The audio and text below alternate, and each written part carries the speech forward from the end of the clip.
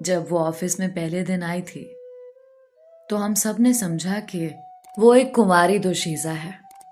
وہ انتہائی خوبصورت، معصوم اور حسین لڑکی تھی۔ اس نے اپنے کام کی صلاحیت سے جلد خود کو ایک قابل لڑکی منوایا، لیکن اکثر وہ ہمیں اپنے باس کی وجہ سے کافی پریشان نظر آتی تھی۔ ہمارے آفس کا ایک اصول تھا کہ ہر 6 ماہ بعد ملازمین کی جگہ بدلی جاتی تھی۔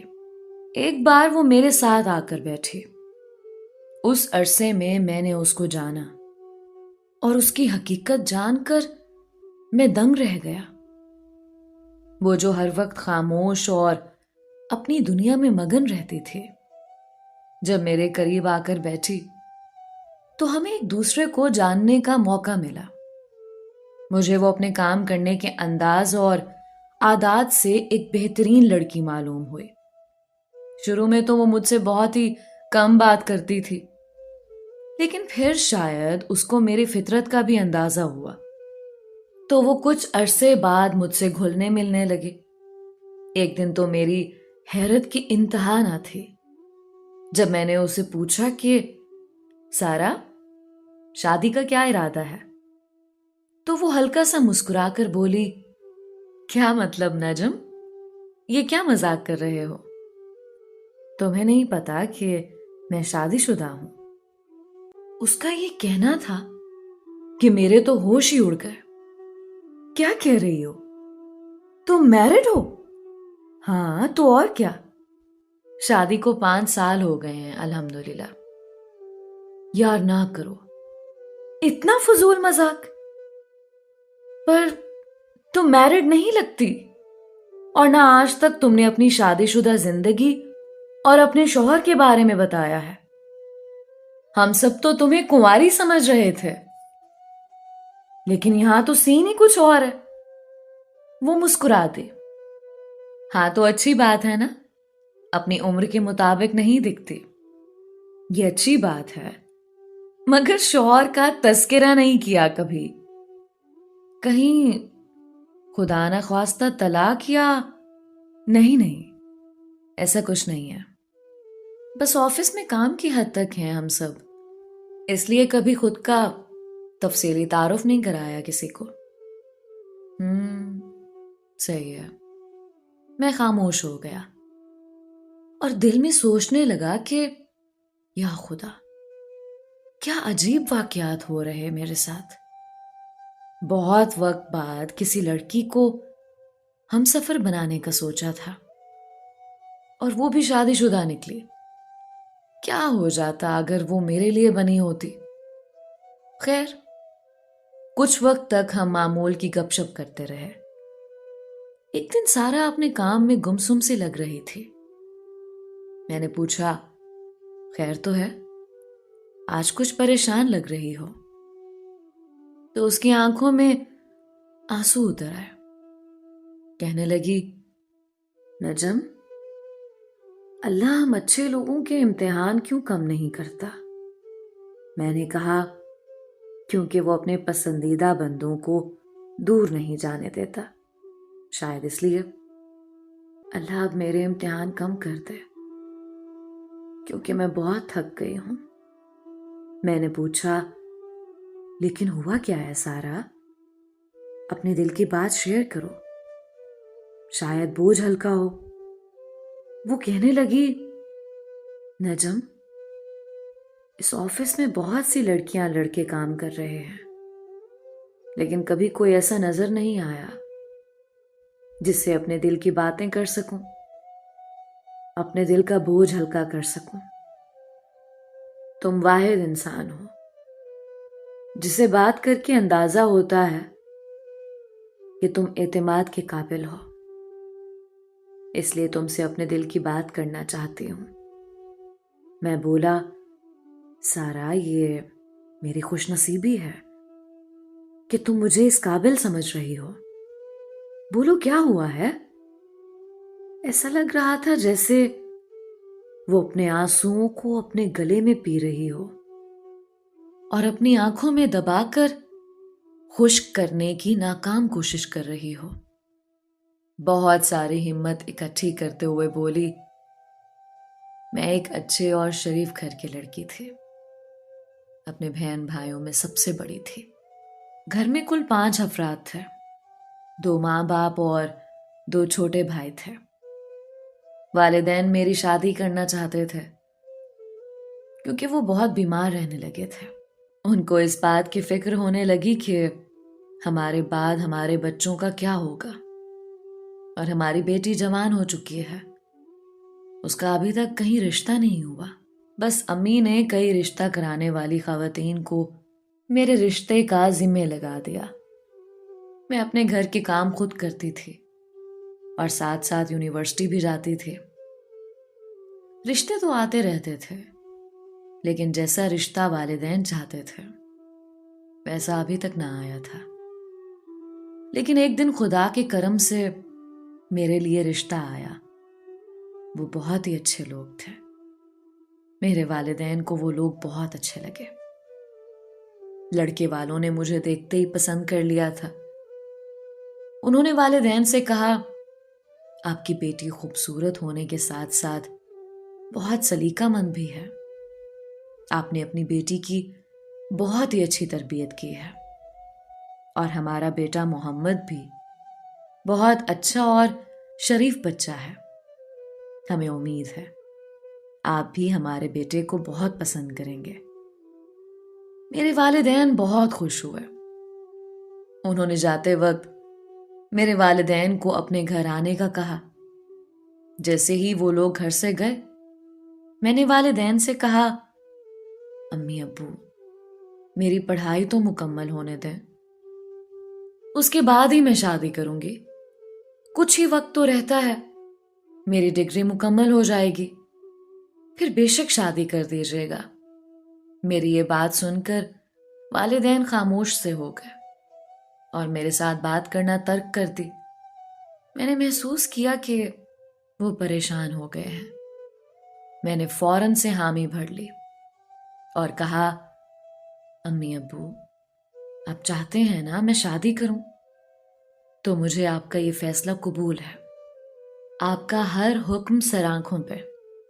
والدین میری رضامندی سے بہت خوش ہوئے، اور پھر ابو نے سر پر ہاتھ رکھ کر کہا، تم جیسی بیٹی تو خدا سب کو دے، تمہارا بہت اچھا نصیب ہو، ہمیشہ خوش رہو بیٹا۔ امی بھی بہت خوش ہوئیں اور دعائیں دینے لگیں۔ میں اپنے والدین کی خوشی دیکھ کر مطمئن سی ہوئی اور ہنس کر اپنے کمرے میں چلی گئی۔ کچھ دن گزرنے کے بعد محمد کے والدین نے میرے والدین کو اپنے گھر مدعو کیا۔ میرے والدین کی محمد سے ملاقات ہوئی۔ محمد ایک شریف سا لڑکا تھا، شکل و صورت مناسب سی تھی، لیکن بہت ہی سمجھدار اور ہنرمند تھا۔ میرے والدین کو محمد بہت اچھا لگا۔ وہ بولے، آپ نے اپنے بیٹے کی تربیت بہت اچھی کی ہے۔ محمد کے والدین خوش ہوئے اور بولے، مطلب اب ہم پوری طرح سے ہاں سمجھیں؟ جی کیوں نہیں، ہماری طرف سے ہاں ہی ہے۔ اس طرح میرا رشتہ طے ہو گیا۔ والدین واپس گھر آئے اور والدہ نے مجھے سب کچھ تفصیل سے بتایا۔ وہ مجھے سمجھانے لگیں کہ بیٹا لڑکا بہت اچھا ہے، پڑھا لکھا ہے، شکل و صورت کا خاص نہیں ہے، لیکن شریف ہے، سادہ مزاج لگا۔ ہم کافی مطمئن ہوئے ہیں مل کر، باقی نصیب تو اس ذات نے بنانا ہے نا۔ میں یہ سب سن کر بولی، امی آپ مطمئن ہیں تو مجھے اور کیا چاہیے۔ شادی کی تیاریاں شروع ہوئیں۔ سب بہت خوش تھے، میں بھی بہت خوش تھی اور دعا کرتی کہ اللہ تعالیٰ میری زندگی کا ایک نیا سفر شروع ہونے جا رہا ہے، میں تیرے سپرد کرتی ہوں سب کچھ، میرا نصیب اچھا کرنا، میں خوش رہوں گی تو میرے والدین ہمیشہ سکون میں رہیں گے۔ آخر وہ دن آیا جس کا سب کو انتظار تھا۔ وہ دن میری رخصتی کا تھا۔ میں خوش تو بہت تھی، لیکن ساتھ ساتھ اداس بھی تھے، کیونکہ اپنے والدین اور بھائیوں سے دور جا رہی تھی۔ شام کا وقت تھا اور پورا گھر سجا ہوا تھا، ہر طرف روشنی ہی روشنی تھی۔ ایک خوبصورت سا سما تھا، سورج ڈھل چکا تھا، رات ہوئی اور پھر ڈھول کی آواز آئی، ہر طرف شور مچا، بارات آ گئی، بارات آ گئی۔ میں دلہن کے روپ میں سجی ہوئی کمرے میں بیٹھی تھی۔ بارات کی پکار سن کر میں اپنی سہیلیوں اور کزنز کے ساتھ اٹھ کر اپنے گھر کے ٹیرس پر آ گئی، کیونکہ بارات کا یہ نظارہ میں خود دیکھنا چاہتی تھی۔ خیر سب رسمیں ہوئیں اور میری رخصتی ہو گئی۔ میری نئی زندگی کا آغاز ہوا۔ اپنے کمرے میں بیٹھی محمد کا انتظار کر رہی تھی اور اچانک ہی کمرے کا دروازہ کھلا۔ میں تھوڑی گھبرا گئی اور اپنا گھونگھٹ ٹھیک کرنے لگی۔ محمد کمرے میں آیا اور آ کر پاس بیٹھا، میرا گھونگھٹ ہٹایا، مجھے دیکھتے ہی حیران ہوا اور کہنے لگا، آپ تو بہت ہی خوبصورت اور معصوم ہو۔ میں بہت لکی انسان ہوں کہ آپ جیسی حسین بیوی میرے نصیب میں ہے۔ میں ہمیشہ آپ کو بہت پیار دوں گا۔ میں محمد کی طرف دیکھ کر ہلکا سا مسکرائی اور بولی، آپ بھی بہت اچھے ہیں، امید کرتی ہوں ہم دونوں ہمیشہ خوش رہیں گے۔ اس کے بعد محمد نے مجھے منہ دکھائی دی، جو کہ بہت خوبصورت انگوٹھی تھی۔ ہم نے شادی کے 3 سال بہت خوش گزارے۔ ایک دن وہ ہوا جس نے میری زندگی کو نیا رخ دیا۔ کاش میں محمد کو اس دن شہر سے باہر جانے کی اجازت نہ دیتی۔ وہ اپنے کسی کام سے شہر سے باہر گئے اور واپسی پر ان کو ہائی وے پر روڈ حادثہ پیش آیا۔ لوگ ان کو ہسپتال لے گئے اور جب میرے پاس یہ خبر پہنچی تو میں سکتے میں آ گئی۔ کچھ ہوش آیا تو فوراً ہسپتال بھاگی۔ وہاں مجھ بد نصیب پر پہلی قیامت گری۔ ڈاکٹر نے بتایا کہ شکر ادا کرے، آپ کے شوہر کی جان بچ گئی ہے، ورنہ ایسے حادثے کے بعد لوگوں کی موقع پر جان چلی جاتی ہے۔ لیکن اب آپ کو بہت صبر اور ہمت کا مظاہرہ کرنا ہے۔ وہ معذور ہو چکے ہیں، ان کی دونوں ٹانگیں کام کرنا چھوڑ گئی ہیں۔ میں یہ سب سن کر بہت روئی، بہت تڑپی کہ اے میرے مالک، ابھی کتنا عرصہ ہوا تھا شادی کو اور مجھ پر یہ پریشانی بھی آ گئی۔ اب میں اکیلی عورت کیا کروں گی، کیونکہ محمد اپنے گھر کا واحد کفیل تھا۔ میں نے خود کو حوصلہ دیا، ہسپتال میں محمد کی بہت کیئر کی۔ کچھ دنوں بعد محمد کو گھر لے آئی۔ محمد کی والدہ مجھے تانے دینے لگی کہ تم اتنی تو منحوس ہو، ہمارے جوان بیٹے کو کھا گئی ہو۔ میں یہ سب سن کر بہت روتی اور تکلیف میں آ جاتے کہ اس میں میرا کیا قصور ہے، میری وجہ سے تو نہیں ہوا نا وہ روڈ کا حادثہ۔ محمد اب ساری زندگی کے لیے معذور تھا، وہ صرف اپنے بستر پر اٹھ بیٹھ سکتا تھا۔ اس کو واش روم تک میں لے جاتی، نہلاتی، کھانا کھلاتی، اس کی ہلکی ورزش کرتی، جتنی خدمت کر سکتی تھی میں نے کی۔ محمد کی حالت میں بہتری آنے لگی، لیکن وہ جسمانی طور پر معذور ہونے کے ساتھ ساتھ ذہنی طور پر بھی بہت اکتا گیا۔ وہ بہت چڑچڑا سا ہو گیا، میری نارمل بات کا جواب بھی اکتا کر غصے سے دیتا تھا۔ میں اس کی حالت سمجھ سکتی تھی، کیونکہ ایک جوان مرد جب اپنی بیوی کے سہارے پر آ جائے تو اس کی حالت ایسے ہی خراب ہوگی جیسے محمد کی ہو گئی تھی۔ اب میں روز محمد کے الگ الگ موڈ برداشت کرنے لگی، اور ساتھ ہی اس کی والدہ کی جلی کٹی باتیں بھی۔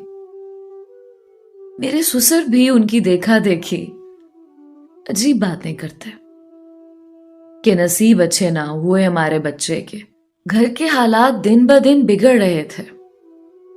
محمد بستر پر پڑا تھا، وہ بھی تکلیف میں تھا کہ اللہ نے کیسی آزمائش میں ڈال دیا۔ میں نے گھر کے حالات دیکھتے ہوئے فیصلہ کیا کہ اب میں نوکری کروں گی اور اس گھر کو چلاؤں گی۔ اس بارے میں نے محمد سے بات کی۔ وہ منع کرنے لگا کہ تم کیسے باہر اس دنیا کا مقابلہ کرو گی۔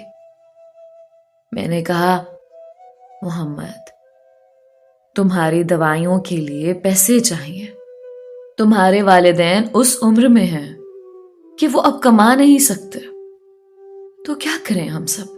کیا ایسے بیٹھے بیٹھے منو سلوا کا انتظار کریں؟ مجھے کچھ تو کرنا ہوگا نا، اور اس میں تمہاری اجازت لازمی ہے۔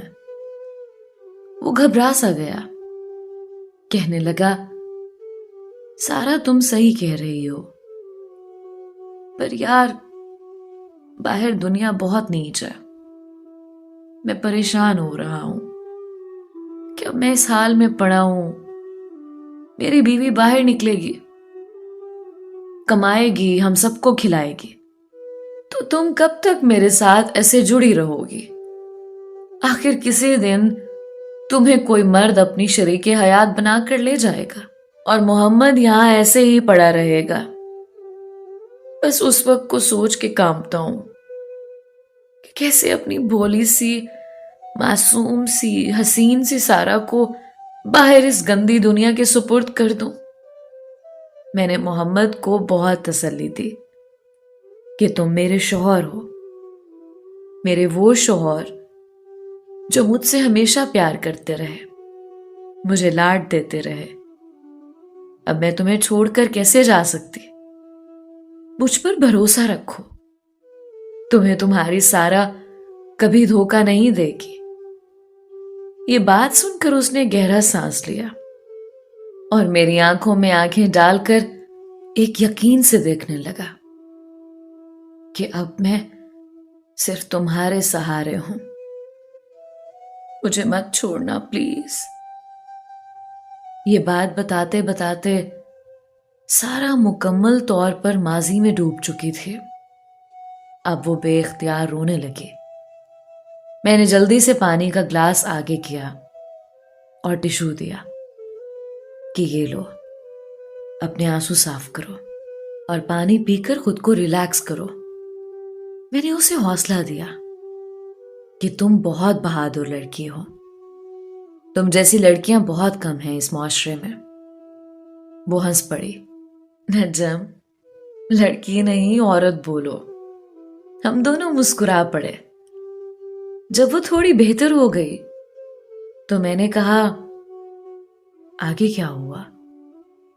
وہ بولی بس پھر وہی پریکٹیکل زندگی کا آغاز ہوا۔ زندگی ہوتی کیا ہے، یہ دنیا، یہ لوگ کیسے ہیں، یہ سب اس پریکٹیکل زندگی میں آنے کے بعد پتا چلا۔ میں نے اپنی سی وی بنوا کر ہر جگہ پھیلا دی۔ ایک چھوٹے سے آفس سے جاب کے لیے کال آئی، وہاں چل دی۔ صبح جلدی اٹھ کر ناشتہ بنا، سب کو کھلا کر آفس پہنچتے۔ آفس کا سخت ماحول دیکھ کر گھبرا گئی۔ بہت ہمت کر کے کام سیکھا، ہر طرح کے انسان کو